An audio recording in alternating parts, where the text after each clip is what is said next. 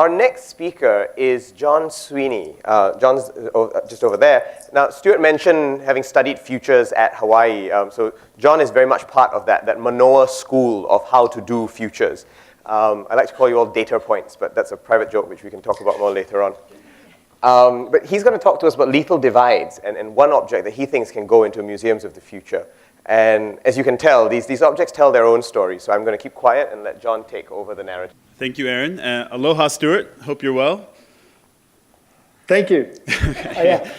It's always, I think, a bit of a professional sabotage to have to speak after Stuart, but I'm going to do my utmost. I also had the good fortune to actually be in Hawaii while Stuart was there, and then to have to inherit some of this work. So Stuart has actually been a colleague, a mentor, and someone that I think has been quite impactful on my own thinking. I got asked to do this 2 days ago, and for someone whose job it is to think about change and uncertainty, that's not an issue necessarily, although given the other speakers, I wanted what I said to obviously fit the bill, as it were. So I very quickly, and after a glass of wine, to be completely honest, thought that talking about lethal divides, an object found in museums of the futures, would be probably the best thing I could do. Now, I've also complicated it in a similar way to Stuart, future, but I actually intentionally double the term. Future in the sense that we are all invested in the idea of the future. So obviously, we all want a better future, but that means different things to different people. So for me, this sort of single, double plurality is quite essential when we think and are thinking about futures. And in the context of UNESCO's work, how can we become literate? How can we have a futures literacy about what those futures are and then attempt to sort of move the goalposts, if you will? But I also realize that so much of my sense of East and West and possible futures, North and South, is not only shaped by spending 9 years in Hawaii, where I did my master's work in religion, specifically studying East Asian religion, but then also studying the future and futures. However, reflecting on then the sort of cultural import that I brought was growing up in 1980s suburban America, where this East or this South was this othered space. And one thing that really stood out for me in thinking about this was, and certainly thinking about securing the future, was specifically the AK-47. The AK-47 for me was something that was entirely other. It was the weapon of choice of the East. Certainly during the Cold War period, it was symbolic, iconic of that other sort of space. So there's a fantastic book written by a New York Times writer, C.J. Chivers. If you haven't had a chance to check it out, I highly recommend it. And he details the impact of this weapon. And the statistics are really phenomenal. It's possible that 1 in 5 of all arms that are available and all arms that are used in conflict now is actually an AK-47. So the beauty of this weapon is obviously what makes it terrifying, in that it's very, very simple. It's almost intuitive. You can take it apart very quickly and put it back together just as quickly. It's simple to clean. It's simple to maintain. Again, the symbolic value, in some ways, the sort of AK-47 is metaphor in thinking about how it's been used as a sort of call to arms to decolonize the future, I think is also quite powerful. So here we have it on the flag of Hezbollah, and it's being held, obviously, as a sign of resistance. I think we also see something quite similar then in the flag of Mozambique. So obviously, if we think about national identity and the very notion of self and space, and certainly Adrian's talk about time got me thinking about how we conceptualize frameworks of ourselves in time and space, then even the AK-47 itself as an object of duration, I think, is quite interesting.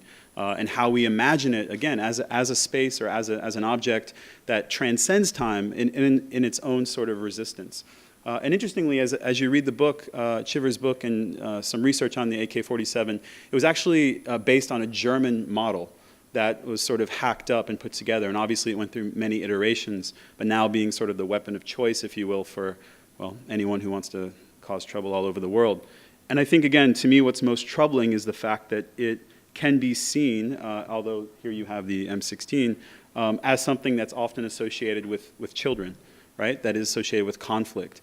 So I didn't find the best image, but I think what's actually somewhat disturbing about this image, obviously from the sort of sheer brutality of it, is the idea that we do find these sorts of weapons out in the hands of children.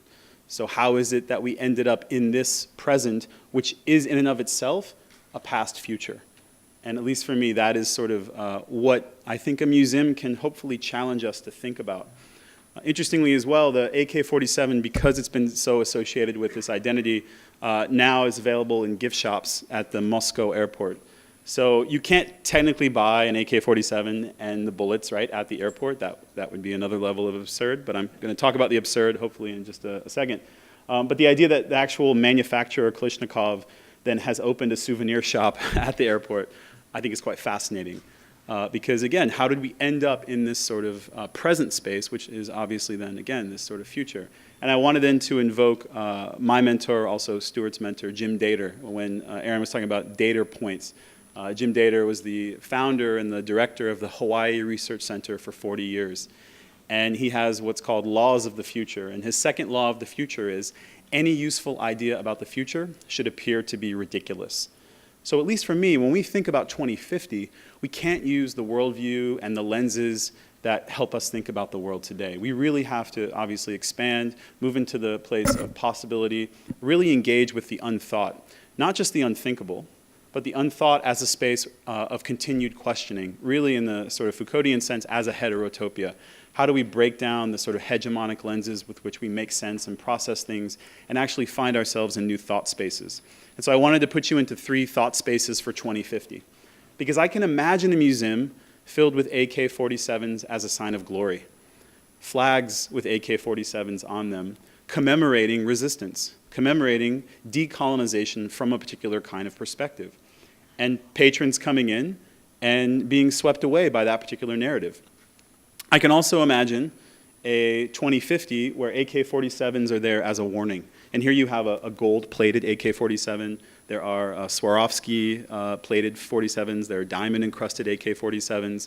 Obviously then, using the AK-47 in a museum of the future as a symbol of what we don't want, right? As a dystopic warning. So as in a museum of genocide, in a museum sort of telling us no, that that's not necessarily where we ought to continue to go.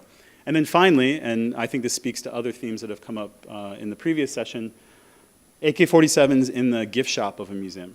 So whether we see them as child's toys, and certainly I had a range of guns as a child, but thinking, and then this for me again was the most difficult, because when we think of a museum gift shop and the toys that are available to children, they are more intellectual, they are more creative.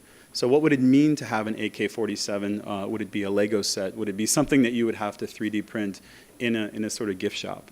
So again, all of these are intended hopefully as provocations, and ideally then to stimulate us to consider not just the absurd as something that, again, is interesting to think about, but that's actually constitutive of different futures. So thank you so much for listening.